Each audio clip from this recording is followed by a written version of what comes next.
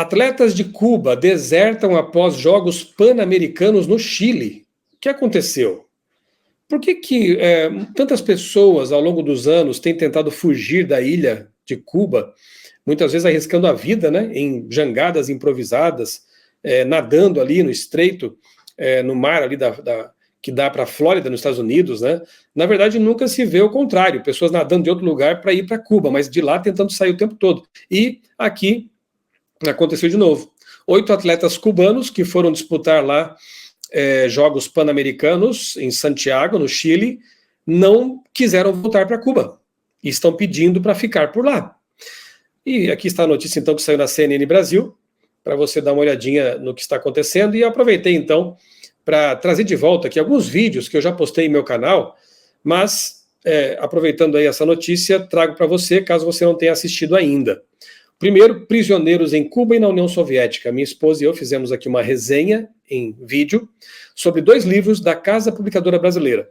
Um deles é Prisioneiro em Cuba, que conta a história de um pastor adventista que esteve preso lá no regime cubano, né, na ditadura cubana, e o outro é o livro do pastor Mikhail Kulakov, que esteve preso, neste caso, durante ali o período da ex-União Soviética Socialista. Foi preso, claro, os 2 foram presos de forma injusta, não precisa nem dizer isso, né? O pastor Mikhail Kulakov, por exemplo, era acusado de reuniões antissoviéticas. Aí você vai analisar a questão, de acordo com o testemunho dele, eram reuniões de pequenos grupos, de estudo da Bíblia, de culto, mas numa ditadura comunista você não tem como se defender, você não tem advogado para pleitear sua causa, e os 2 foram presos. O pastor Kulakov, inclusive, enviado para a Sibéria, não morreu por milagre. Então está aqui um vídeo que conta essas 2 histórias, né? Entrevistei, acho que uns 2 ou 3 anos atrás, um jovem adventista que fugiu de Cuba. Então eu conversei com ele contou muitas coisas ali, como se diz, né? Ele tem lugar de fala. Eu não fico falando sobre o que eu acho, sobre o que eu li, eu prefiro ir às fontes primárias. E no caso aqui, este jovem é uma fonte primária, né? Ele veio de Cuba, graças a Deus conseguiu se encaixar aqui no Brasil, tanto quanto eu saiba ele estava até namorando e tocando a vida dele. Mas não foi fácil, né? Sair de lá, e ele conta como era a vida. Ele compara a vida em Cuba e depois a vida no Brasil, estando por aqui já há uns 3 anos. Convido você a assistir a este vídeo aqui.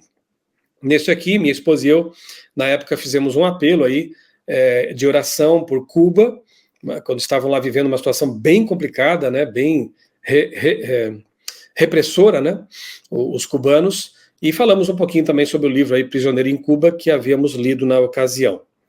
Ecumenismo, a Revolução Cubana e falsas acusações, o dragão odeia a igreja. E esse aqui, a Igreja Adventista e a Revolução Cubana. Aproveitei na época, na verdade eu procurei refutar na época falsas acusações de alguns ex-adventistas aí, que estavam tentando emplacar a narrativa de que a Igreja Adventista teria apoiado a Revolução Cubana.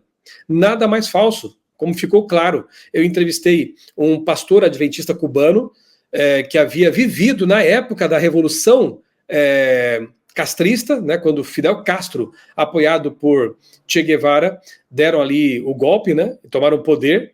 Então, esse pastor viveu nessa época. A Igreja Adventista sofreu horrores nesse período. Perdemos nossa escola lá, um colégio que formava pastores, um colégio interno ali em Cuba.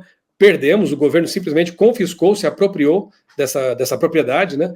E nesses 2 vídeos aqui, fica então refutada essa falsa acusação de que a Igreja Adventista teria apoiado essa revolução. Veja que coisa mais absurda, né?